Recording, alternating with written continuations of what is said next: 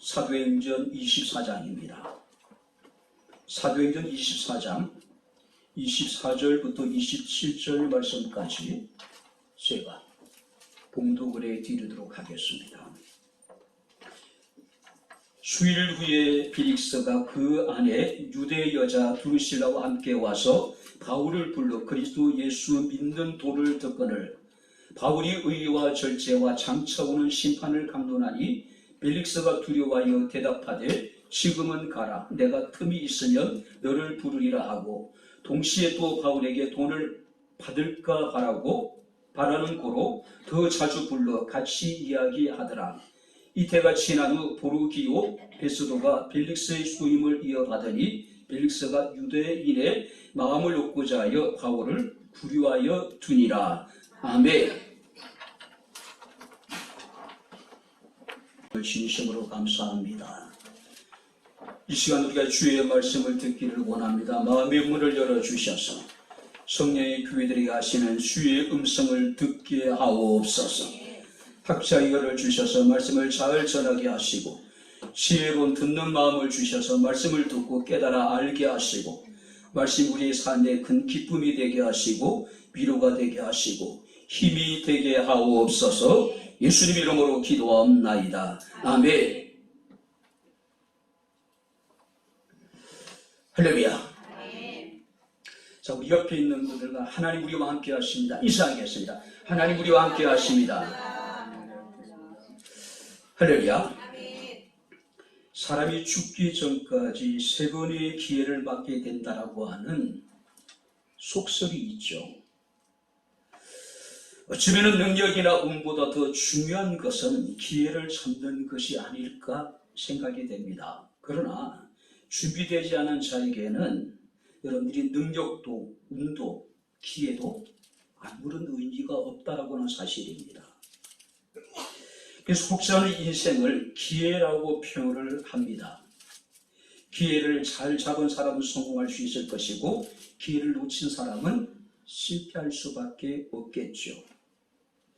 주님을 만날 기회를 타서 주님을 여러분 만나는 사람은 생명을 얻게 되겠지만은 그 기회를 놓친 사람은 사망에 이르게 되겠죠. 오늘 우리가 본 말씀을 보게 되면 일생일대 단 한 번 찾아온 기회를 놓친 한 사람이 등장을 합니다. 그는 누구냐면은 안토니오 벨릭스라고 하는 인물입니다. 그는 11대 유대 총독으로서 6년간 이스라엘을 통치하게 됩니다. 특별히 그는 바로 예루살렘에서 율법 파괴자로 또 성전을 더럽혔다라고 하는 제목으로 재판을 받게 되었을 때에 그 고소사건을 다룬 인물이기도 합니다. 그런데 이 벨릭스라고 하는 인물의 이력이 특이합니다. 그는 비천한 노예 출신이었습니다. 자, 그런데 그 당시 로마 제국에서는 모든 노예들에게 단 한 번, 그러니까 그들이 평민이 될 수 있는 기회를 줬습니다. 관리가 될 수 있는 기회를 줬어요. 그는 단 한 번 일생일대에 주어진 그 기회를 잡은 사람입니다. 그리고 그는 평민이 되었을 뿐만 아니라 로마의 고위 관리가 됩니다. 그리고 승승장구하고 그 다음에 이제 주후 52년부터 58년까지 유다의 총독으로서의 어떤 직임을 이렇게 감당하게 되는 모습을 우리가 보게 됩니다. 자, 그는 유다 총독이 되어졌을 때에 하마드라고 하는 왕의 아내를 드루실라라는 여인을 빼앗게 됩니다. 그는 한마디로 자신의 어떤 목적을 위해서는 수단과 방법을 가리지 않은 굉장히 바로 여러분들이 악독한 인물이었음을 우리가 보게 됩니다. 그는 특별히 자신을 자주 비판했다는 이유로 대제사장 요나단이라는 인물을 살해하기도 합니다. 그러니까 유대의 역대 총독 중에 가장 잔인한 그런 총독으로 사람들에게 불려주고 있습니다. 자, 그런데 이런 벨릭스에게 회개하고 예수를 믿고 구원을 받을 수 있는 기회가 주어졌다고 하는 사실이에요. 그가 유대 총독으로 재임하고 있는 기간 동안에 그는 바울이라고 하는 위대한 전도자를 만나게 됩니다. 그런데 한 번 만남이 아니었다라고 하는 거예요. 최소한 2년 동안 지속적으로 바울과 만났음에도 불구하고 그는 자신에게 주어진 구원을 얻을 수 있는 기회를 그는 스스로 포기하게 되는 모습을 우리가 보게 됩니다. 오늘 우리가 성경 말씀을 보게 되면 벨릭스는 그의 아내 두루실라와 함께 바울을 부릅니다. 그리고 그리스도 예수를 믿는 도에 대해서 이야기를 들어요. 특별히 바울이 그들에게 전했던 여러 복음의 핵심이 뭐냐면은 의와 절제와 하나님의 심판이었어요. 성경을 보게 되면 이 벨릭스가 바울의 이야기를 듣고 엄청난 두려움을 느끼게 됩니다. 쉽게 이야기하면 찔림을 받았다는 이야기예요. 그래도 불구하고 그가 안타까운 것은 돌이키지 않았다고 하는 사실이에요.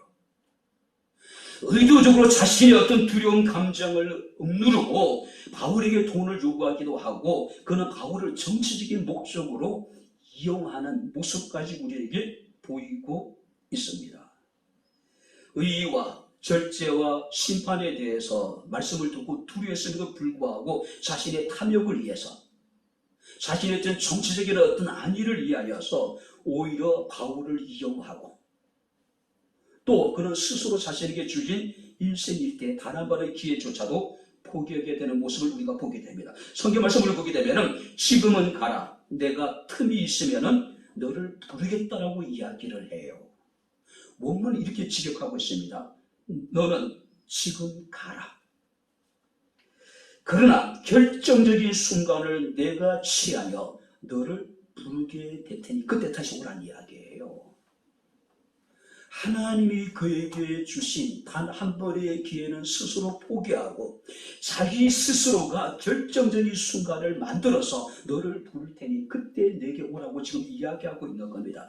여러분들이 기회는 내가 만드는 것이 아니라 하나님이 우리에게 베푸신 은혜입니다. 할렐루야. 특히 구원의 기회는요. 그죠? 진리를 돕고 따르기로 결단해야 되는 그때 그는 오히려 기회를 밀어버리게 되죠. 우리가 요한계시록 2장 21절 말씀을 보니까 두아디라 교회에 대해서 주님께서 책망하시기를 내가 그에게 회개할 기회를 주었으되 자기 음행을 회개하지 아니했다라고 이야기를 하고 있습니다. 그리고 그는 뭐라고 얘기합니까? 틈이 있으면, 틈이 생기면, 다시 말해서 시간이 되면 내가 결정적인 순간을 내가 만들어서 너를 부를 테니까 그때 다시 오라는 이야기예요. 영원한 생명보다는 현재의 어떤 부귀와 권력에 그는 오히려 더 눈이 멀어 있었던 인물입니다. 진리를 따르기로 결단해야 되는 시간이 지금이지 자신이 만드는 것이 아니라는 것이죠. 하나님께서 그에게 주시는 것이지 그가 스스로 그 결정적인 시간을 만들어서 자신이 구원을 받을 수 있는 것이 아니란 이야기예요. 선지자 이사야는 이사야서 55장 6절에 너희는 여호와를 만날 만한 때에 찾아라. 가까이 계실 때에 그를 부르라고 이야기를 합니다. 한마디로 벨릭스는 하나님을 만날 수 있는 기회를 스스로 걷어차버린 것이죠. 하나님 가까이 계실 때 그를 부르지 않았다는 이야기죠. 비록 그는 세상적으로 비천한 노예로서 자유인이 되는 기회를 잡았습니다. 그리고 자신은 자유인이 되어져서 승승장구 유대의 총독이 되는 자리에까지 올랐지만은 그는 마지막 순간에 그에게 주어진 기회를 스스로 포기함으로 인해 가지고 비참한 종말을 맞게 되는 모습을 우리가 보게 됩니다. 그는 모든 것을 다 얻어요. 사랑하는 아내도 없고 예쁜 아내도 없고 자식들도 없고 부와 명예와 권세도 다 얻었어요. 그러나 그는 가장 중요한 것을 잃어버리게 된다는 사실이에요. 자, 그렇다면 우리는 이 벨릭스라고 하는 인물을 살펴보면서 이 벨릭스가 우리에게 주는 교훈이 있단 말이죠. 우리가 함께 이 시간 함께 말씀을 살피면서 은혜를 나누도록 하겠습니다. 자, 벨릭스라는 인물이 어떤 인물이었을까요? 자, 24절을 우리 다시 한번 같이 읽겠습니다. 24절 다 같이 읽겠습니다. 수일 후에 벨릭스가 그 안에 유대 여자 두루실라와 함께 와서 바울을 불러 그리스도 예수 믿는 도를 듣거늘. 우리가 22절 말씀을 보니까 벨릭스가 이 도에 관한 것을 더 자세히 알고 있었다. 무슨 얘기일까요? 이방인임에도 불구하고 그는 그리스도 예수를 믿는 도에 대해서 누구보다도 탁월한 지식을 가지고 있었다라고 하는 사실이에요. 엄청난 겁니다. 이 벨릭스가 어떤 과정을 통해서 어떤 경로를 통해서 그리스도 예수를 믿는 도에 대해서 알게 되었는지 우리가 알 수 없습니다. 세 가지로 사람들을 이야기합니다. 가이사랴 지방에 머물렀던 전도자 빌립의 영향을 받았을 것이다. 아니면 그가 유대 지역을 총괄하는 총독으로서 유대의 어떤 종교적인 상황에 대해서 그 정도 정보는 입수하고 있었을 것이다.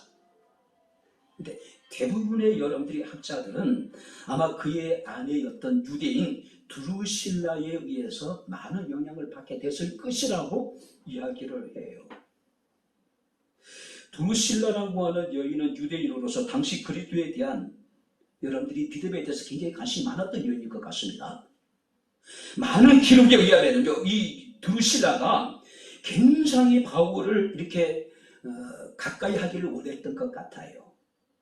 바울을 통해서 그리스도의 복음에 대해서 그를 듣기를 원했던 것 같습니다. 이렇게 볼 때에 이 벨릭스라고 하는 이분이 이방인에도 불구하고 자신의 유대 아내였던 드루실라에 의해 가지고 복음에 대해서 들었을 것이다. 그리고 알고 있었을 것이다. 그런데 어느 정도 알고 있었던 것이 아닙니다. 성경 말씀을 보게 되면은 22절에 벨릭스가 이 도에 관한 것을 한번 따라해 보시기 바랍니다. 더 자세히 알고 더 자세히 알았대요. 자, 여기서 이 더 자세히 알았다라고 하는 의미 속에는요, 바울을 고수했던 유대의 사내들인 공연보다도 이 벨릭스가 오히려 그리스도의 도에 대해서 더 많이 알고 있었다. 자세히 알고 있었다. 여러분들이 이 사내들인 공연은요, 당시 로마의 압제 가운데 있을 때에 모든 권한을 다 행사했던 굉장히 막강한 그런 집단입니다. 최고 여러분들이 그 종교기관이 뿐만 아니라 최고 정치 집단이었단 말이에요. 그런데 이 벨릭스가 그들보다도 그리스도에 대해서 더 자세히 알고 있었다. 대단한 것이죠. 네? 뿐만 아니라 벨릭스가 바울의 도에 대해서 생각 이상으로, 기대 이상으로 상당한 지식을 가지고 있었을 것이다라고 해석을 합니다. 자, 그렇기 때문에 그는 누구보다도 복음에 대해서 잘 이해할 수 있는 위치에 있었습니다. 그런데 그는 자기에게 주어진 그 기회를 스스로 연기해버리고 스스로 포기해버렸다는 사실이에요. 많은 사람들은 자신이 알고 있는 신앙적인 지식이 마치 자신의 믿음의 크기와 여러분들이 비례하는 것처럼 착각하는 사람들이 많이 있어요. 많은 사람들이 이야기합니다. 현대 그리스도인들에 대해서 키만 커졌다고 이야기하잖아요. 머리만 커졌다고 이야기를 합니다. 실제로는 그것이 우리의 믿음이 되지 않고 그것이 우리의 삶에 나타나지 않는다는 것이죠. 알고 믿지 않는 겁니다. 아는 것은 많은데 바로 이 벨릭스라는 인물이 전형적인 그런 인물이었다는 것이죠. 뿐만 아니라 25절 말씀을 우리 다시 한번 보시기 바랍니다. 같이 읽겠습니다.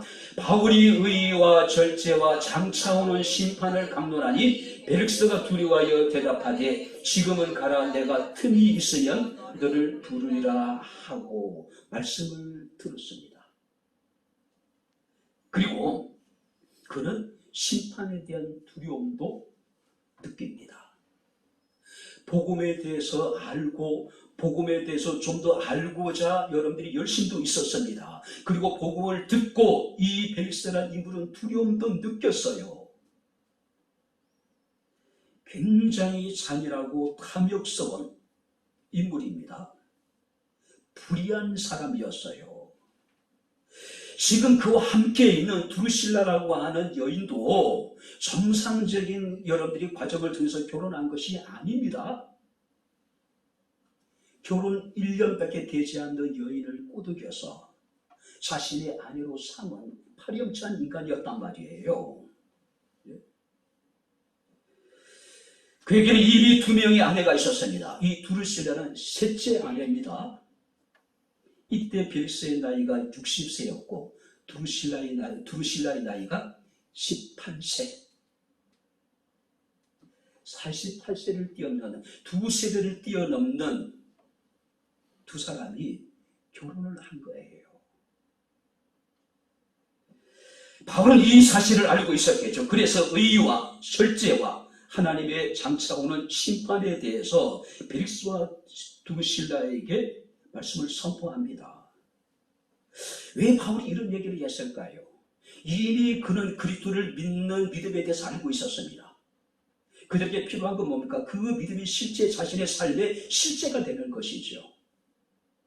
의로운 삶과 절제된 삶과 장차 오는 하나님의 심판에 대한 그런 두려움을 갖고 그들이 스스로 삶에서, 지금의 삶에서 돌이키기를 원하는 거죠.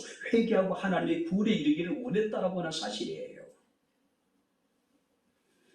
벨릭스는 하나님의 심판의 이야기를 듣고 마음이 두려움에 사로잡힙니다. 달리 표현하면요, 은혜를 받았다는 이야기예요. 여러분들이, 많은 사람들은 은혜에 대해서 목사가 말씀하시는 설교와 자기 생각이 같을 때 사람들은 아멘 하죠. 은혜가 된다고 이야기를 해요. 근데 자기 생각과 목사의 설교가 다르면은요, 사람들이 마음의 문을 닫고 안색이 변하고 스스로 여러분들이 설교가 은혜가 되지 않는다고 이야기를 해요. 하나님의 생각과 내 생각의 다름을 믿으시기 바랍니다. 할렐루야. 내 뜻과 하나님의 뜻이 다를 수 있고 내 길과 하나님의 뜻이 다를 수 있어요. 다름을 느끼는 것이 은혜입니다.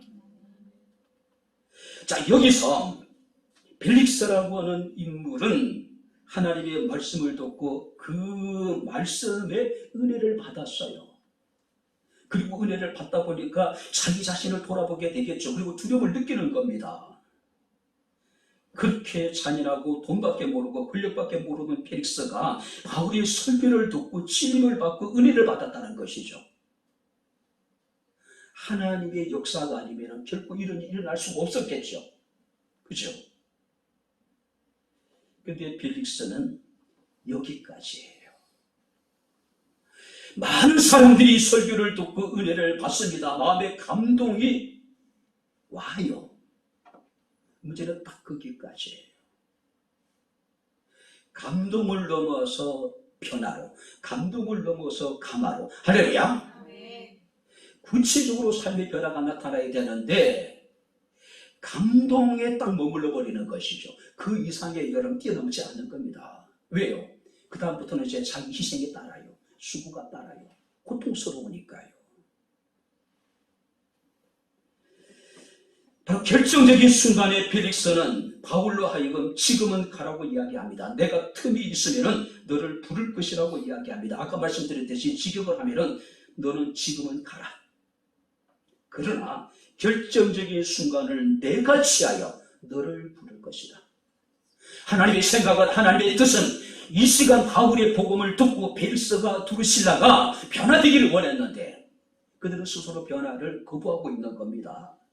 그리고 두려운 마음에 바울의 복음을 전파하는 것을 중단시키죠. 너는 지금은 가라. 결정적인 순간에 내가 너를 다시 부르게 될 것이라고 이야기를 합니다. 쉽게 이야기하면 이제 그만해. 왜요? 불편한 거예요. 불편한 거예요. 감동까지는 괜찮은데 실제적으로 이제 그 감동이 변화까지 이루어야 되는데, 감화까지 이루어야 되는데 거기까지는 너무 부담스러운 거예요. 불편한 거예요.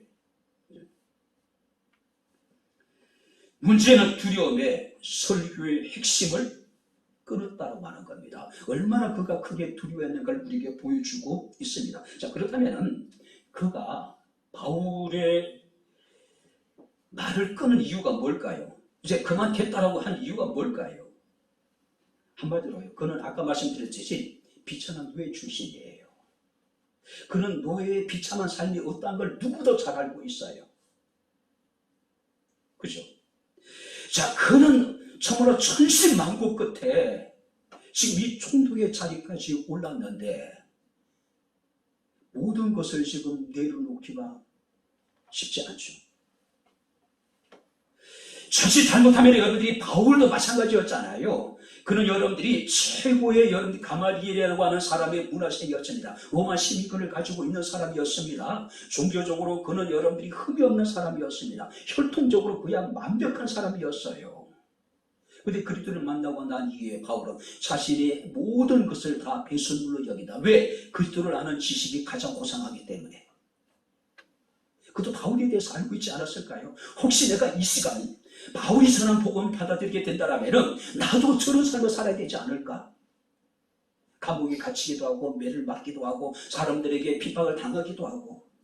벨릭스 입장에서는 끔찍한 거예요. 왜? 과거에 자신의 노예 생활을 떠올릴 수밖에 없을 거 아니에요. 그죠?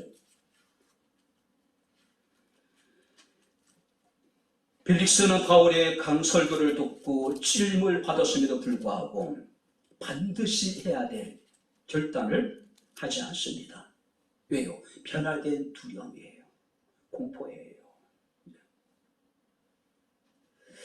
어떤 목사님 부흥회를 하는데 교인들 중에 꼭 참석했으면 하는 사람들이 부흥회를 다 빠지더래요. 그래서 안타까운 마음으로 목사님이 이제 그분들이 전화를 한 겁니다. 오늘 부흥회가 너무 오래 서는데 왜 안 오셨어요? 그랬더니 뭐라고 얘기했을까요? 부흥회에 참석한 은혜를 받는 것은 알고 있는데 은혜를 받을까 봐 겁이 났어요.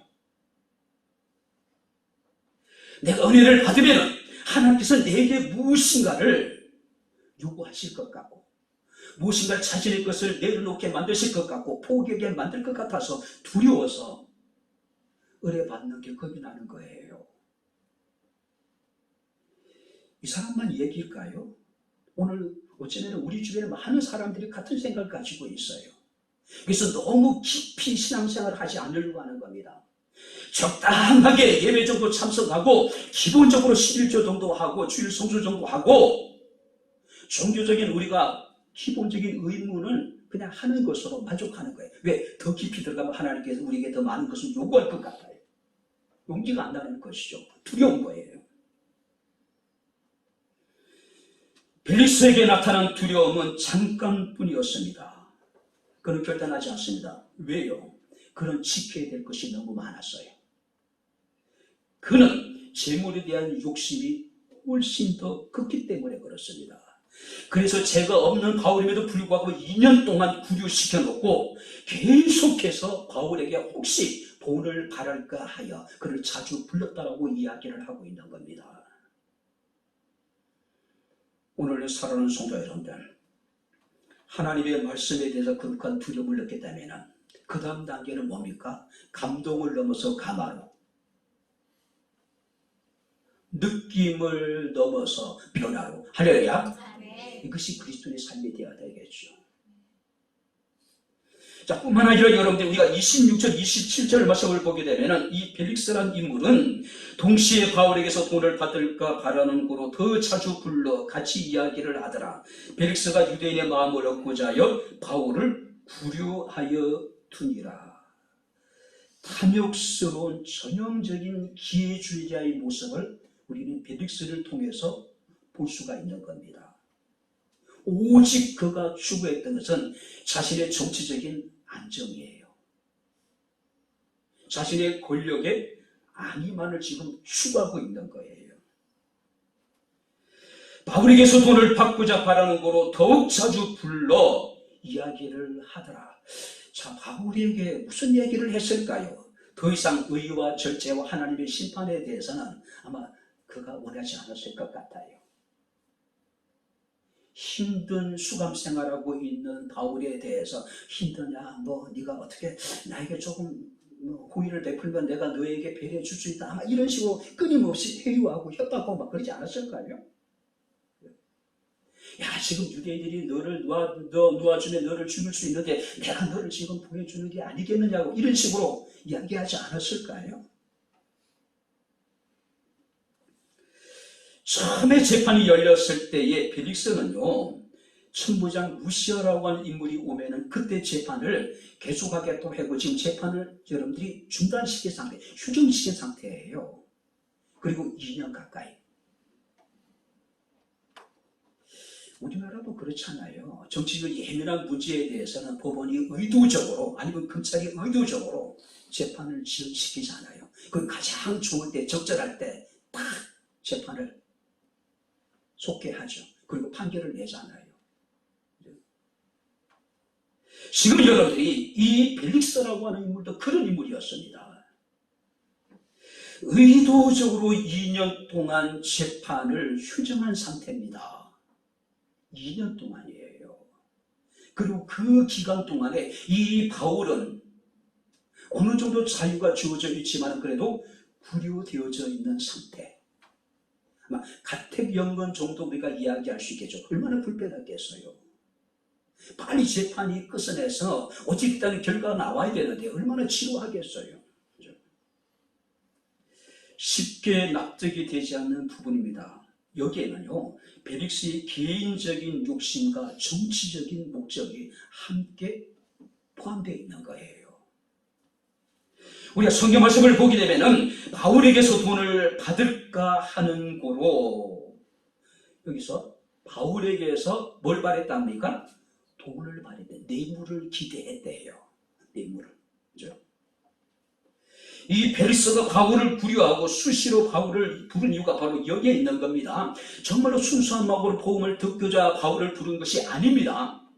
그가 원했던 것은 돈이에요. 돈. 이미 돈 욕심에 사로잡히니까 복음을 들어도 소용없어요. 그죠?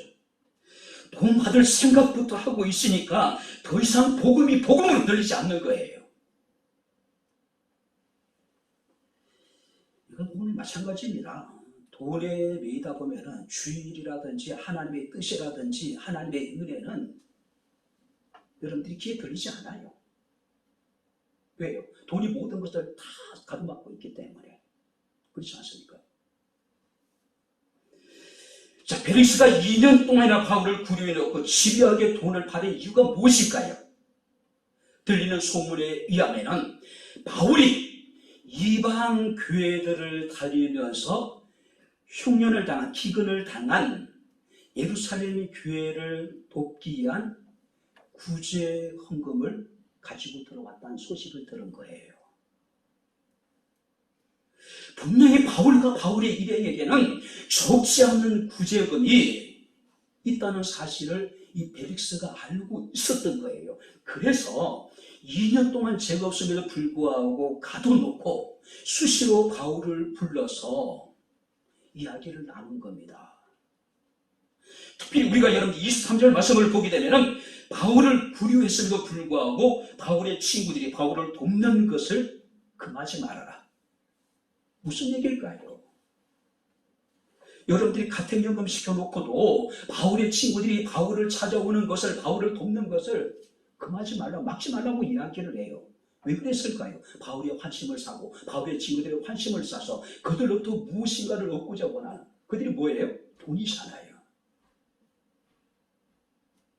지금 바울이 그 돈을 소지하지 않았겠지만은 분명히 바울이 일행 가운데 이방 교회를 돌면서 모금한 적지 않은 구제금이 있다는 것을 알고 있었어요. 그것에 대해서 아마 욕심을 냈던 것 같아요. 그죠? 일부라도. 근데 생각해 보세요. 유대 총독입니다. 총독의 위치까지 올랐다면은 여러분들이 이렇게 아주 작은 것에 너무 욕심이 지나치지 않아요? 원래 탐욕스러운 인간이기 때문에, 원래 잔인한 인간이기 때문에 그럴 수 있다고 이야기할 수도 있겠죠. 바울이 그에게 전한 복음은 의입니다. 절제였어요. 하나님의 심판이었습니다. 두려움이 있었습니다. 근데 그 두려움을 억누르는 겁니다. 왜요? 물질에 대한 욕심이 더 컸어요. 물질에 대한 욕심이 더 컸단 말이에요. 하나님에 향한 두려움에도 불구하고 탐욕에 무릎을 꿇어버린 겁니다. 이것이 오늘 어쩌면 우리의 현실이에요. 우리라고 다를까요? 오늘 거룩한 주일입니다. 우리가 예배를 드려야 될 줄 알고 있습니다. 그러나 무엇 때문에 우리는 주일을 포기하고 예배를 포기하는 사람들이 얼마나 많은지 몰라요. 요즘에 그런 생각이 듭니다. 정말 아파 죽기를 못한 사람도 있고, 교회를 안 나오기 위해서 아픈 사람도 있어요. 진짜로 그럴 것 같아요. 아프다는 건 핑계고 교회를 안 나오기 위해서 일부러 아픈 거예요. 그건 누구도 치료할 수 없는 거예요. 어떻게 할 방법이 없는 거예요. 그죠? 정말로 바빠서 교회를 못 나오는 것이 아니라 교회를 안 나오기 위해서 일부러 바쁜 거예요. 그건 방법이 없어요. 그건 하나님의 손에 맡겨야죠. 그죠? 권력에, 명예에, 일시적인 쾌락에 무릎을 꿇어버린 사람들이 많이 있단 말이에요. 지금도. 뿐만 아니라 여러분들, 이 펠릭스가 2년 동안 이 바울을 구류해 놓은 이유가 있습니다. 유대인의 마음을 얻고자 합니다. 27절에 그렇게 이야기하고 있어요. 유대인의 마음을 얻고자. 그러니까 유대인의 환심을 사기 위한 거예요. 한마디로요, 바울의 환심을 사서 돈을 얻고 유대인의 환심을 사서 정치적인 안정을 깨하고, 한마디로 굉장히 이기주의잖아요. 탐욕스러운 인물이고요. 아마 여러분들이 유대인들, 여러분들이 장로들이 이 재판에서 자신들이 승소할 가능성이 없다는 것을 알고, 그렇다면 이 바울이 다시 나와서 복음을 전하게 하기보다는 계속해서 그냥 묶어두기를 원했을 거예요. 아마 이 벨릭스에게 아마 이렇게 회유하지 않았을까요? 벨릭스를 매수하지 않았을까요? 그러니까 이 벨릭스가 크게 동조한 거예요. 아마 사도 바울이 죄가 없다는 사실을 알고 있음에도 불구하고 이 바울을 풀어주면은 혹시라도 유대인들에게 자신이 미움을 당할 것 같으니까, 유대인들로부터 자신이 등이 돌려질 것 같으니까 죄가 없음에도 불구하고 감옥에 가둬놓는 것이죠. 자, 여기 보세요. 죽느냐 사느냐 하는 문제입니다. 영원한 생명을 얻느냐, 영원한 사망에 빠지느냐라고 하는 결정적인 순간에도 이 벨릭스라는 인물은 정치적인 계산에 따라서 행동하고 있는 겁니다. 탐욕에서 헤어나오지 못하고 있는 거예요. 한 개인의 부당한 처사를 행해서라도 자신의 권력만을 유지하기 원했던, 자신이 원하는 것을 탐했던 벨릭스라는 인물을 우리가 보게 됩니다. 종교적인 관심도 있었고, 그리스도를 믿는 믿음에 대해서도 알고 있었고, 하나님의 심판에 대한 규론도 있었지만은 그에게 더 중요한 것은 정치적인 안정이죠. 권력이 아니에요. 돈입니다. 돈.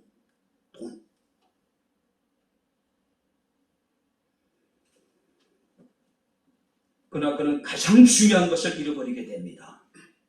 단 한 번 그리스도를 만날 수 있는 기회를 스스로 포기해버리죠. 그렇죠? 그는 그리스도를 통해서 영원한 생명을 얻을 수 있는 기회를 스스로 포기해버렸어요. 잠언서 8장 35절 36절 말씀을 보게 되면 대저 나를 얻는 자는 생명을 얻고 여호와께 은총을 얻을 것임이니라. 그러나 나를 잃는 자는 자기 영혼을 해하는 자라. 무릇 나를 미워하는 자는 사망을 사랑하는 자다. 예수를 얻는 자는 생명을 얻게 될 것이고 하나님으로부터 은총을 받게 될 텐데, 벨릭스는 모든 것을 다 포기한 거예요. 뭐 때문에요? 돈 때문에. 자신의 정치적인 여러분들이 야욕 때문에, 자신이 누리고 있는 이 권력이 아니 때문에. 자, 그렇다면요, 이 벨릭스라는 인물은 자신이 얻고자 했던, 자신이 지키고 했던 모든 것을 얻고 지킬 수 있었을까요?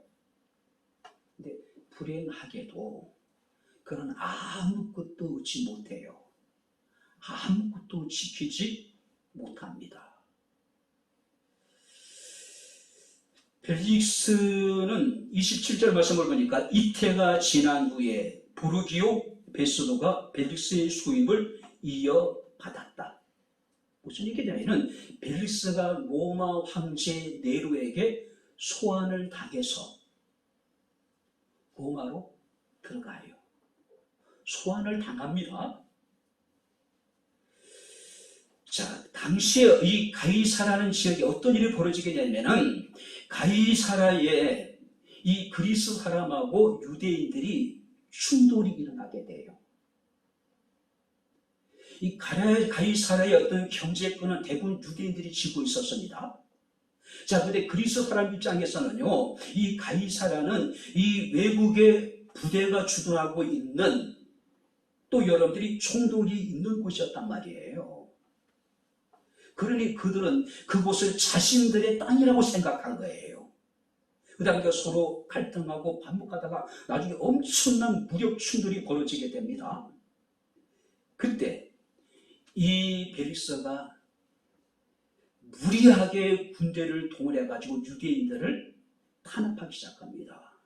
학살시켜요. 학살해요. 그리고 수많은 여러분들이 유대인들이 희생을 당하게 되고 투고를 당하게 되고 유대인들의 재산이 약탈당하게 돼요. 그러니 이 유대인들 입장에서는 더 이상 두고 볼 수 없잖아요. 그래서 대표단을 구성을 해서 로마로 보내서 로마 황제 네로에게 지금 가이사랴에서 벌어지고 있는 일들에 대해서 탐문을 해요. 얼마나 많은 유대인들이 죽임을 당했는지, 얼마나 많은 유대인들이 희생을 당하고 약탈을 당하고 재산을 뺏겼는지 보고를 해요. 그러니까 이 네로가 열받은 겁니다.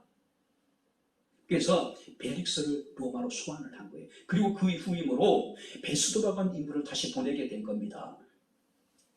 자, 그는 이제 그곳에서 엄청난 이제 벌을 받아야 되는데 주변에 그를 이제 후원했던 사람들이 있습니다. 아마 내부를 많이 먹었겠죠. 이 사람들도요. 그렇죠?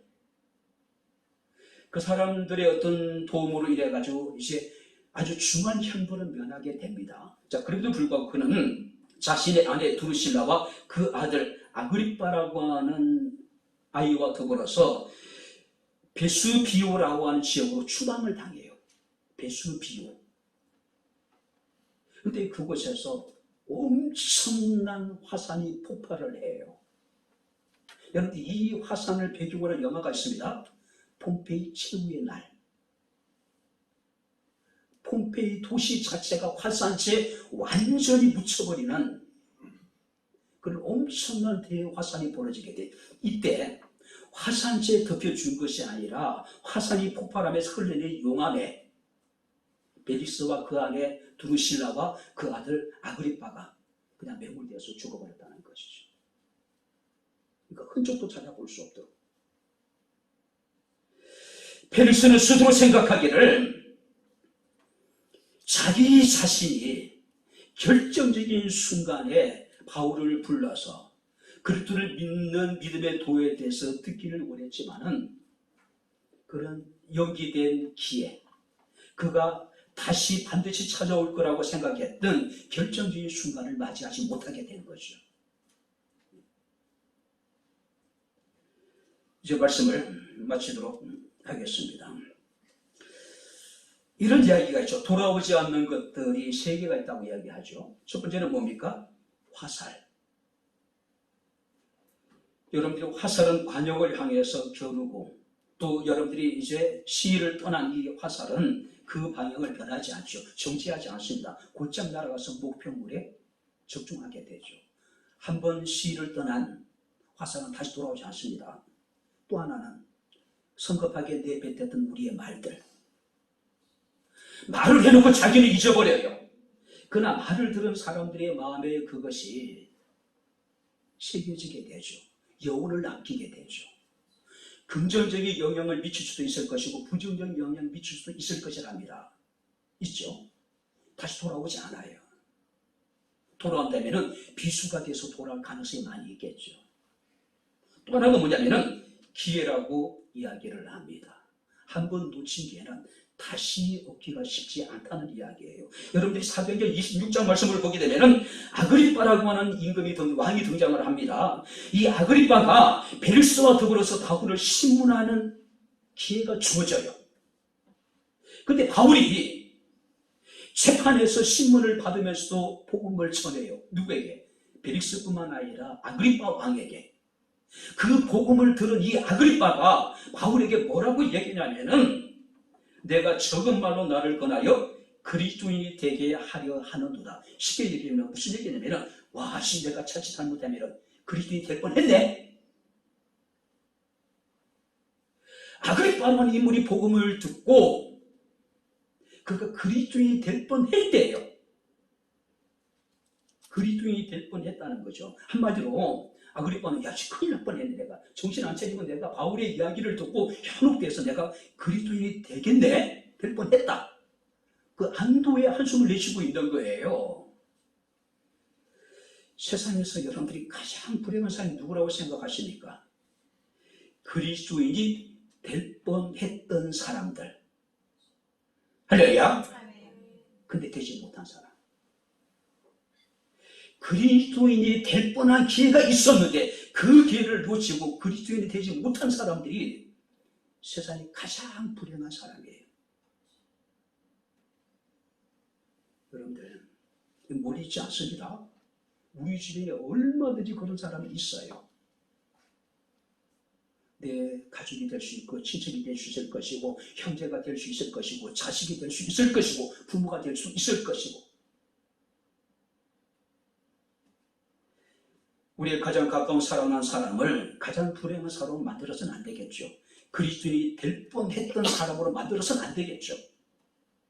만약에 펠리스가 자기에게 주어진 기회, 즉 복음을 듣고 그가 알고 있는 예수 그리스도를 믿는 도를 믿었다면, 아그리빠라고 하는 인물이 바울을 통해서 복음을 듣고 그리스도인이 될 뻔한 것이 아니라 그리스도인이 되었다면 어떻게 되었을까요?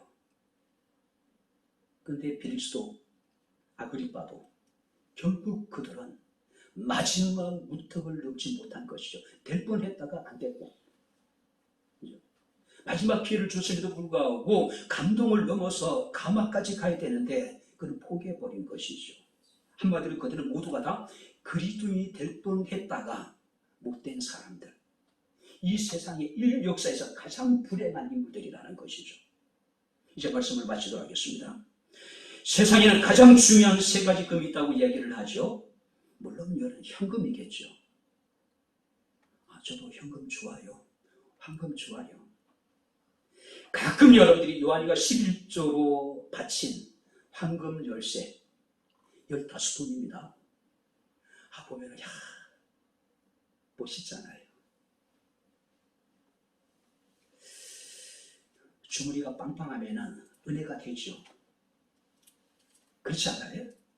통장 잔고가 넘치면 여러분들이 은혜가 되잖아요. 또 소금이 중요하다고 이야기를 합니다. 정말 가장 중요한 건 뭘까요? 지금이 아닐까요? 고린도후서 6장 2절에 사도 바울은 보라 지금은 은혜를 받을 만한 때, 보라 지금은 구원의 날이라고 이야기를 합니다. 하나님을 가까이 할 수 있는 기회를 미루지 마세요. 예배를 미루지 마시고 예배를 여러분들이 포기하지 마십시오. 은혜 받기를 미루지 마십시오. 기도하기를 미루지 마십시오. 봉사하기를 미루지 마십시오. 틈이 나면은 내가 하나님을 가까이 하고, 틈이 나면 하나님께 예배하고, 틈이 나면 은혜 받고, 틈이 나면 기도하고, 틈이 나면 그때 봉사하겠습니다. 미루어지고 연기된 기회는 다시는 오지 않습니다. 틈이 나는 것이, 틈은 나는 것이 아니라 내가 만들어내는 겁니다. 할렐루야. 내가 만들어내는 거예요. 지금요. 지금 하나님을 가까이 하시고, 지금 예배에 집중하시고, 지금 은혜를 받으시고, 지금 우리가 기도하고, 지금 우리가 봉사해야 되지 않을까요? 주어진 기회와 틈을 소용할 수 있는 지혜로운 우리 백향목에 사랑하는 모든 성도들이 될 수 있기를 주의 이름으로 축원합니다. 기도하겠습니다. 좋으신 아버지 하나님, 하나님의 은혜와 사랑을 진심으로 감사합니다. 그리스도인이 될 뻔했던 사람들의 안타까운 이야기가 우리에게 교훈이 되게 하시고, 우리에게 경종이 되게 하시고, 나와 우리 주변에 다시는 그런 사람이 일어나지 않도록 지금 우리가 하나님을 가까이 하며, 지금 하나님의 구원의 은혜를 누리며, 지금 우리가 하나님을 사랑하며 예배하며 기도하며 봉사할 수 있는 은혜를 베풀어 주시기를 원합니다. 말씀을 듣고 감동에 그치는 것이 아니라 감동을 넘어 삶의 변화, 감화에까지 이룰 수 있는 은혜를 주옵소서. 예수님 이름으로 기도합나이다. 아멘. 이제는 우리 주 예수 그리스도의 은혜와 하나님의 크신 사랑과 성령님의 교통, 교제내제 충만 역사 인도하심이 살아계신 하나님께 나와 영과 진리로 예배한 주의 사랑하는 모든 성도들 머리머리 위에 저희들의 가정과 직장과 사업장과 이 교회와 이 나라 이 민족 위에 지금부터 영원토록 함께 있을지어다. 아멘.